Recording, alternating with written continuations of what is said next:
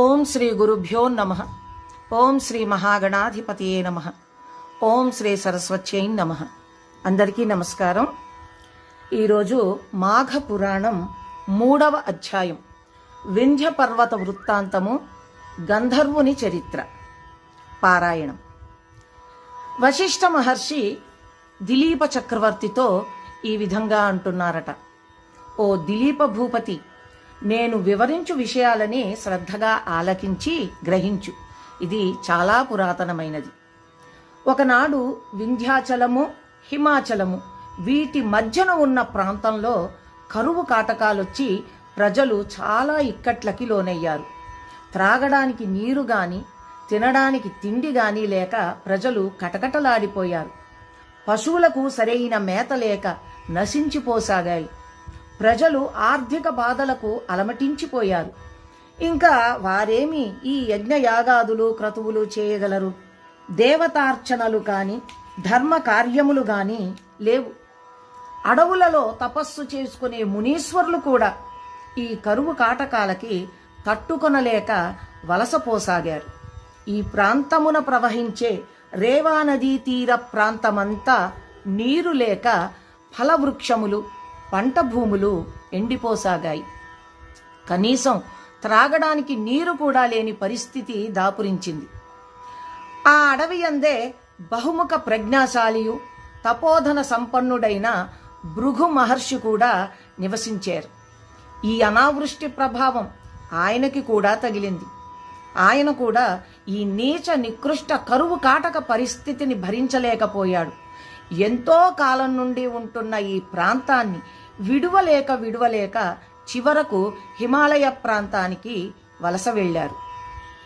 ఆ హిమాలయ పర్వత ప్రాంత పడమటి దిక్కున ఒక కొండ చర్య ఉంది. ఈ కొండ చర్య అక్కడ ఉన్న కైలాస పర్వతానికి సమీపంలోనే ఉంది. హిమాలయ ప్రాంతమంతా మంచుతో కప్పబడి ఉండడం వల్ల కైలాస పర్వతం వెండి కొండలాగా ప్రకాశించసాగింది. ఆ ప్రాంతమంతా ఇంద్రనీలములచే నిక్షిప్తమై ఉండడం వల్ల వాటి కాంతితో అది ధగధగా మెరవసాగింది. ఆ కొండ వద్దకు తరచు మహర్షులు, జ్ఞానులు, సిద్ధులు, తపోశక్తి సంపన్నులు ఇత్యాదులందరూ వచ్చి ఆ శ్రీమన్నారాయణుని భక్తి భావాలతో స్తుతించి వేనోళ్ల కొనియాడి ఆధ్యాత్మిక చింతనలో మునిగిపోయేవారు. యక్ష కిన్నెర కింపురుషాది గంధర్వులందరూ విహారానికై ఆ ప్రాంతానికి వచ్చేవారు అని చెప్పగా, దిలీప చక్రవర్తి, మహాత్మా, ఈ పర్వత వైశిష్ట్యత కడు రమ్యంగా ఉంది, ఇంకా వింతగొలుపుతూ ఉన్నది. మరిన్ని విశేషములు విన్నవించవలసిందిగా కోరుతున్నాను. నాకు తెలియని విషయములు ఎన్నో మీకు తెలిసి ఉంటాయి. మీరు విజ్ఞాన సంపన్నులు. సర్వశాస్త్రములు మీకు కరతలామలకములే. కాబట్టి మీ నుండి మరికొన్ని కొత్త విషయాలని వినాలనే కుతూహలంతో ఉన్నాను అన్నాడు. అప్పుడు వశిష్ఠుల వారు ఈ విధంగా చెప్తున్నారు: రాజా, విషయ పరిజ్ఞానము సంపాదించుకొనాలి అనే నీ కుతూహలము మిక్కిలి శ్లాఘనీయమైంది. నీ అభీష్ట ప్రకారమే విన్నవిస్తాను, శ్రద్ధగా గ్రహించు. వింత వింత వన్యమృగములు, పలు రకముల పక్షులతో నిండి ఉన్న ఈ పర్వతరాజము మిక్కిలి చిత్రమైనది. చాలా వింత గొలుపుతూ ఉంటుంది. ఇందు ఉన్న చెట్లు చిత్రాతి చిత్రములైన వర్ణములతోనూ ఫల పుష్పాదులతోనూ నిండి ఉండి చాలా రమ్యంగా ఆకర్షణీయంగా ఉంటాయి. ఈ పర్వతరాజము 30 యోజనముల పొడవు, 10 యోజనములు ఉన్నతమై అలరారుతూ ఉంటుంది. ప్రకృతి సౌందర్యమంతా సంతరించుకున్న ఈ పర్వతరాజము వద్దకు భృగు మహర్షి వచ్చి ఆ పర్వతము యొక్క అందచందాలకి, సుందర నయనానందకర దృశ్యములకి ఆశ్చర్యపడి కడు సంతసించినాడు. తాను తదేక దీక్షతో తపస్సు చేసుకొనుటకు ఇదే అనువైన ప్రాంతము అని ఎంచుకుని అక్కడే తన ఆశ్రమాన్ని నిర్మించుకుని తపస్సు చేసుకొనసాగాడు. ఇట్లు కొంతకాలం గడిచిపోయింది. భృగు మహర్షి యొక్క తపస్సు నిర్విఘ్నంగా కొనసాగుతూ ఉన్నది. అత్యంత పరమ నిష్ఠాగరిష్ఠుడగు భృగు మహర్షికి ఆ ప్రాంతం ఎంతో తగినట్లుగా ఉంది. భృగు మహర్షి సంతృప్తిగా తపస్సు చేసుకొనసాగాడు. ఈ విధంగా ఉండగా ఒకనాడు ఒక పులి ముఖము కలిగినటువంటి గంధర్వుడు భార్యా సమేతుడై ఆ పర్వతము మీదికి వచ్చి విహరిస్తూ తపమాచరించుకుంటూ ఉన్న భృగు మహర్షిని చూశాడు. మహర్షి పట్ల ఆకర్షితుడై తన వృత్తాంతమును ఈ విధంగా విన్నవించుకోసాగాడు.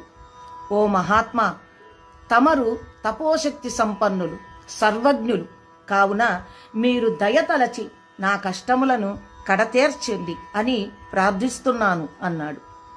అప్పుడు భృగు మహర్షి, గంధర్వ, నీకొచ్చిన కష్టమేమిటి? నువ్వు ఎందుకు విచారంగా ఉన్నావు? నీ వృత్తాంతమంతా నాకు తెలుపు అని ఆజ్ఞాపించాడు.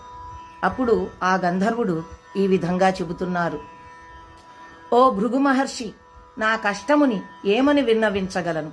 నాకు పూర్వజన్మ పుణ్యఫలమున స్వర్గము ప్రాప్తించింది. కాని ఎందుచేతనో నాకీ పులు ముఖము కలిగినది. నాకీ దురవస్థ ఎందుకు కలిగినదో తెలియకున్నది. నేను చేసిన పాపమేమిటో తెలియకున్నది. ఈ పులి మొహముతో కడు బాధలు పడుతున్నాను. ఎవరికిని నా మొహము చూపించలేకపోతున్నాను.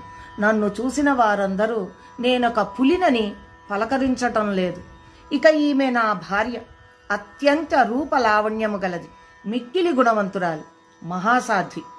నా ఈ వికృత రూపము వలన నేనందరికీ దూరమైపోతున్నాను. కావున నాకీ రూప కారణమును తెలిపి దాని నివారణోపాయమును కూడా తెలపండి అని వేడుకుంటున్నాను అన్నాడు. దానికి వశిష్ఠ మహాముని విని గంధర్వుని వృత్తాంతము, అతని దీనాలాపనలను విని అతని వికృత రూపమును చూసిన ఈ భృగు మహర్షి హృదయము ద్రవించింది. తన హృదయాన్ని ఎవరో కలచివేసినట్లయింది. వికృత రూపములో ఉన్న ఆ గంధర్వునికి ఎట్లయినా తన శక్తి కొలది సాయము చేయాలి అని నిశ్చయించుకున్నవాడై, ఓ గంధర్వ కుమార, నీవు మిక్కిలి దురదృష్టవంతుడివి, భాగ్యహీనుడవు.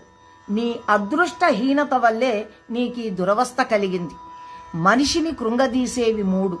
అవి పేదరికము, పాపము, దురదృష్టము. ఇవే మనిషిని కృంగదీస్తాయి. కావున వీటిని నివృత్తి చేసుకొనాలి. ఇది ఒక్క మాఘమాస స్నానము వలననే సాధ్యము. దీనికి అదియే పరమౌషధము. మాఘమాస స్నానమును ప్రతి వారును జాతి, కుల, మతము అన్న భేదాలు లేకుండా జనులందరూ ఈ మాఘమాస స్నానము చేసి తమ తమ పాపాలని నివృత్తి చేసుకొనవచ్చు. కాబట్టి నీవు కూడా నీ భార్యతో సహా ఈ మాఘమాస పర్వదినములందు నదీ స్నానాన్ని ఆచరింపు. నీకు శుభములు చేకూరగలవు. ఇది మాఘమాసమే కావున మీరిద్దరూ నదీ స్నానం చేసి పవిత్రులై విష్ణు పూజలు నిర్వర్తించండి. మీకు మేలు కలుగుతుంది అన్నాడు. మాఘమాస నదీ స్నానం చేసుకోగానే నీ కష్టములు తొలగిపోతాయి. భయపడకు, నీ మనోవాంఛ నెరవేరుతుంది అని మునిపుంగవుడు మాఘమాస విశిష్టతను వివరించారు. గంధర్వుడు అతని భార్య కూడా శ్రద్ధగా ముని చెప్పినది విన్నారు. మాఘమాస మాహత్యాన్ని గ్రహించారు. వెంటనే సమీపముందున్న నదిలో సతీ సమేతంగా ఆ గంధర్వుడు ముని చెప్పినట్లే స్నానం చేశాడు. అంతే, వెంటనే అతనికున్న పెద్ద పులి మొగము గల రూపము పోయి అందమైన ముఖవర్చస్సుతో వెలిగిపోసాగాడు. భర్తను చూసిన ఆ గంధర్వ భార్య ఆనందంతో తబ్బి ఉబ్బిప్పైపోయింది. మిక్కిలి తేజస్సుతో సుందరమైన ముఖవర్చస్సుతో ప్రకాశిస్తున్న భర్తను కౌగిలించుకున్నది. అమితానందంతో ఆ గంధర్వ దంపతులు ఆనంద సాగరంలో ఓలలాడారు. కొంతసేపటికి ఆ గంధర్వ దంపతులిద్దరూ తేరుకొని మునిశ్రేష్ఠుడైన భృగు మహర్షి వద్దకు వచ్చారు. వారిద్దరూ మహర్షికి సాష్టాంగ దండ ప్రమాణములు చేసి భృగు మహర్షిని వేనోళ్ల కొనియాడి తన నిజ నివాసానికి వెళ్ళిపోయారు. భృగు మహర్షి వారిని హృదయపూర్వకంగా దీవించి పంపించి వేశారు. ఈ విధంగా గంధర్వ యువకుని చరిత్రను వశిష్ఠ మహర్షి దిలీప మహారాజుకి విన్నవించి, రాజా, విన్నావు కదా ఈ మాఘమాస ప్రత్యేకత. కాబట్టి మాఘమాసంలో కేవలం నదీ స్నానమాచరించడం వల్ల ఎంతటి పుణ్యఫలం సిద్ధిస్తుందో తెలుసుకున్నావు కదా. మాఘమాస నదీ స్నాన మహిమ ఎంతటి మహత్తు కలదో తెలిసిందా అన్నారు. దీనితో మాఘపురాణం 3వ రోజు పారాయణం కూడా ముగిసింది. తిరిగి రేపటి పారాయణంలో కలుసుకుందాం. నమస్కారం.